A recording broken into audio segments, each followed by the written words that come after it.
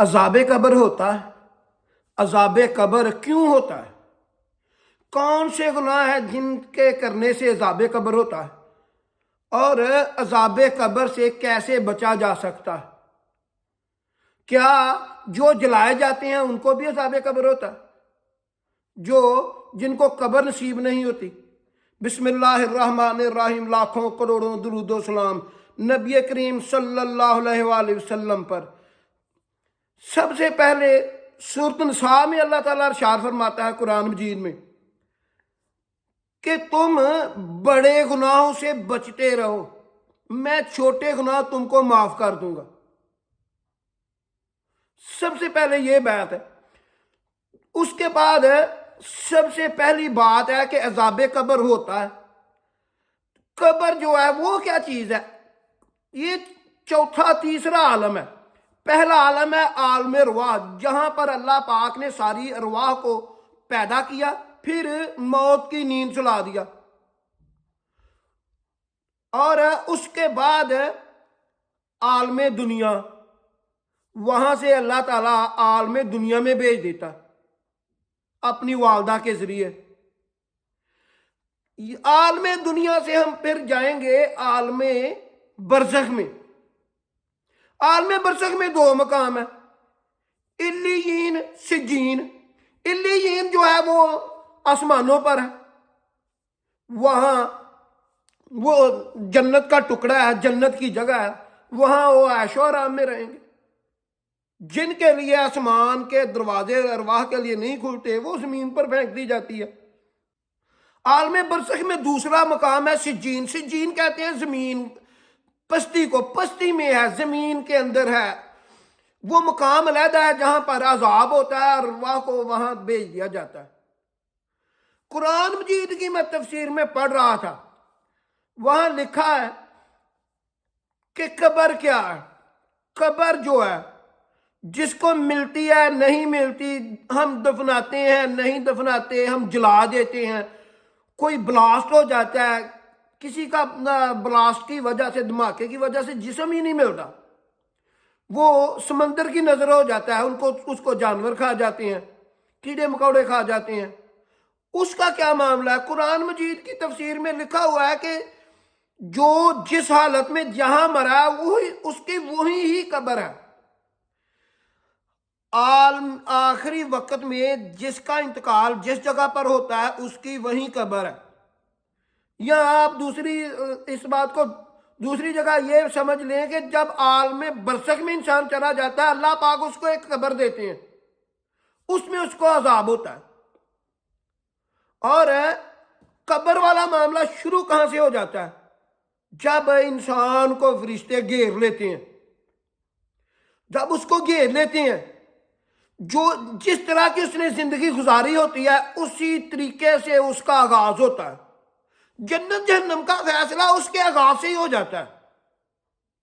اگر وہ نیک ہوتا ہے، فرشتے اس کو گھیرا ڈالتے ہیں، پھول انہوں نے پکڑے ہوتے ہیں، آتے ہی اللہ تعالیٰ کا سلام کہتے ہیں، اور بڑے پیار سے، بہت ادب کے ساتھ اس کو لے کر جاتے ہیں۔ نبی صلی اللہ علیہ وآلہ وسلم نے ارشاد فرمایا اس کی جان اس طرح نکالتے ہیں جیسے مشکیزہ بھرا ہوا ہو، مشک بھری ہوئی ہو پانی کی، اور اس کا ایک دم منہ کھل جائے اور سارا پانی جو ہے بڑی آسانی کے ساتھ نکل جاتا ہے۔ اسی طرح نیک آدمی کی روح نکل جاتی ہے، اور جو گناہ گار ہوتا ہے اس کی روح ہے وہ بڑی تکلیف دہ مراحل سے گزرتی ہے، وہاں سے ہی عذاب شروع ہو جاتا ہے۔ قبر تو بعد میں آتی ہے۔ قبر میں عذاب جن وجہ سے آتا ہے، پیشاب کے چھینٹوں کا خیال نہ کرنا، اس وجہ سے بھی عذاب ہوتا ہے۔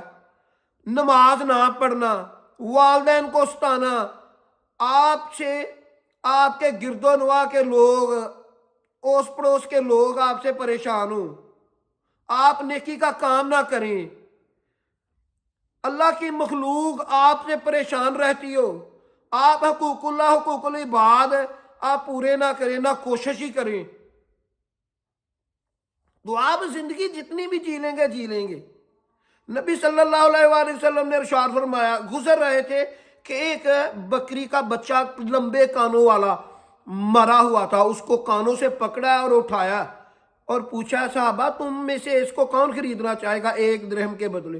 साहबा ने कहा, या रसूलल्लाह सल्लल्लाहु अलैहि वसल्लम, पहले तो ये अगर जिंदा भी होता तो ये लंबे कानों की वजह से ऐबदार था, खूबसूरत नहीं था, तो दूसरा ये मरा हुआ है, इसको क्यों कोई खरीदना चाहेगा?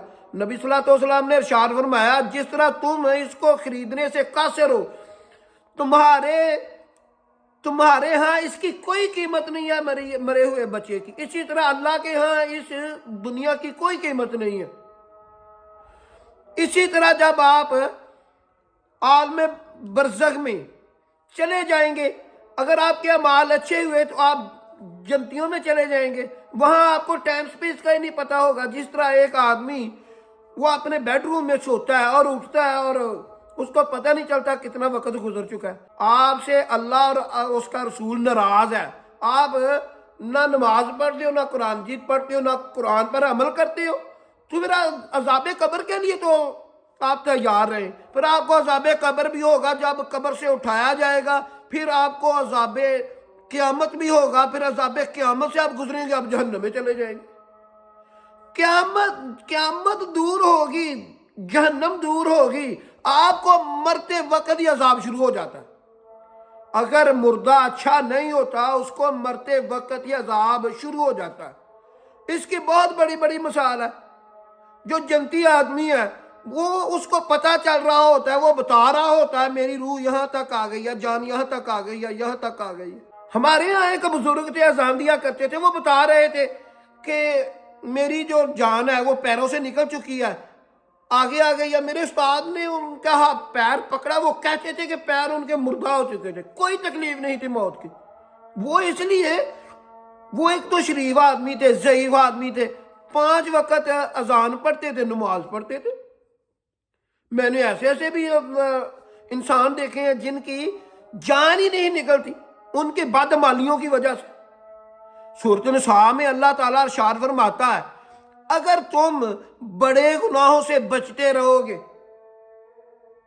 तो मैं आपको छोटे गुनाह जो है वो माफ कर दूंगा। इस्लाम के 5 बुनियादी अरकान है, नमाज, रोजा, हज, ज़कात, कलमा, इन पर तो अमल करना पड़ेगा। वातिउल्लाह वातिउर रसूल। नमाज पढ़ने में वक्त कितना लगता है? रोजे महीने में एक ना आते हैं, एक साल में। और आप जब इंसानों को इंसान समझेंगे, जानवरों को अल्लाह की मखलूक समझेंगे, तो फिर आप सूरत रहमान में 2 आयत में आप सिर्फ फरिश्ता आ जाएंगे। पहले अल्लाह ताला इरशाद फरमाता है, हल जज़ाउल एहसान इल्लल एहसान। एहसान का बदला क्या है मगर एहसान? एहसान का बदला भी अल्लाह नहीं देना है।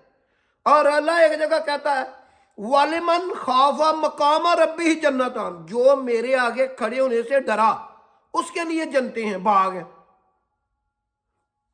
खड़े होने से क्या मतलब है? यानी इस बात से परेशान रहा, डरता रहा कि मैंने कल को अल्लाह को जवाब देना है। और नमाज पढ़ी उसने, नमाज, रोज़ा, हज, ज़कात, ये अमल पूरे किए, अपने पड़ोसियों का ख्याल किया, अपनी अल्लाह की मखलूक का ख्याल किया, बड़े गुनाह ना किए, छोटे जो इंसान से गलती से सरजद हो जाते हैं, अल्लाह तो कह तो रहा है सूरत निसा में कि वो मैं माफ कर दूंगा। अगर कोई काम इंसानों वाला करे ही ना, यही कहे कि अल्लाह रहीम है, मैं वो हमें माफ कर देगा, नमाज वो ना पढ़े, कहे मैं अल्लाह और इसके रसूल से बड़ी मोहब्बत करता हूँ, ज़कात वो ना दे, कहे मैं अल्लाह और इसके रसूल से बड़ी मोहब्बत करता हूँ, सुबह उठकर नमाज पढ़ने के बाद कुरान जीत वो ना पढ़े, वो कहे मैं अल्लाह और इसके रसूल से बड़ी मोहब्बत करता हूँ, नमाज ना पढ़े, ना किसी को घर वालों को पढ़ने का हुक्म दे, वो कहे कि मैं अल्लाह और इसके रसूल से बड़ी मोहब्बत करता हूँ, इंसान उसे आवाज़ार हो, उसे बात करने से घबराएं, तो फिर आप अज़ाब कब्र के लिए भी तैयार हो जाएं, अज़ाब जहन्नम के लिए भी तैयार हो जाएं। آپ عذاب قبر سے کس طرح بچ سکتے ہیں؟ سمپل سی بات ہے، حقوق اللہ سے آپ نے بچتے رہنا ہے۔ وہ انسان معاف کرے گا تو معافی ہوگی۔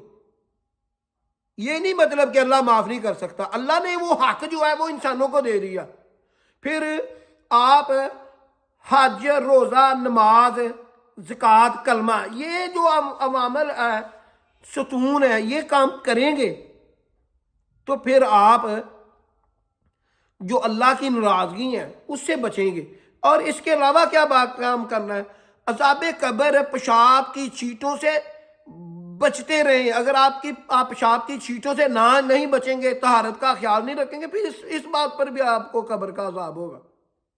آپ پاک رہیں، 5 وقت نماز پڑھیں، قرآن جیت پڑھیں، اللہ کی مخلوق کو پریشان نہ کریں، اللہ سے ڈرتے رہیں، اور سورۃ ملک پڑھا کریں سوتے وقت۔ جو ڈرتی ہے اللہ سے وہ انہوں نے زبانی یاد کی ہوئی ہے، آپ موبائل سے پڑھ سکتے ہیں، 30 یاد ہے آپ پڑھ لیں۔ آپ اللہ کے حکم سے قبر سے آپ بچتے رہیں گے۔ اگر آپ انسانوں والا کام کریں گے تو فرشتے آپ کی جان نکالنے سے پہلے آپ کو سلام کرے گا۔ تو اگر آپ نے اللہ کے رسول کا دل ہی دکھایا ہوگا تو پھر فرشتہ آپ کو سلام نہیں کرے گا۔ سلام کیے بغیر اللہ تعالیٰ کہتا ہے پھر جب کوئی گنہگار آدمی مرنے لگتا ہے، ہم اس سے پہلے ہی اس پر ایک شیطان مسلط کرتے ہیں، وہ ہماری یاد ہی نہیں آنے دیتا۔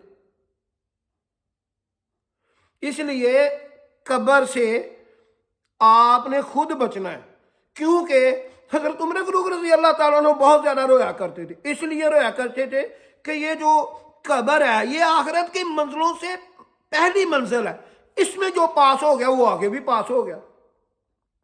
جو قبر کے عذاب سے بچ گیا وہ اللہ کے حکم سے جہنم سے بھی بچ گیا۔ اللہ تعالیٰ ہمیں نیک عمل کرنے کی توفیق عطا فرمائے، 5 وقت نماز پڑھنے کی توفیق عطا فرمائے، حج، روزہ، زکوٰۃ، کلمہ، یہ جو ارکان ہے 5، یہ بھی پورے کرنے کی توفیق عطا فرمائے۔ اللہ کی مخلوق سے پیار محبت کرنے کی، حقوق اللہ اور حقوق العباد دونوں پورے کرنے کی توفیق عطا فرمائے۔ ایسی اچھی ویڈیو دیکھنے کے لیے میرا چینل ضرب الاسلام سبسکرائب کر لیں، بیل آئیکن کے نشان کو آن کر لیں تاکہ میری لیٹسٹ ویڈیو آپ کو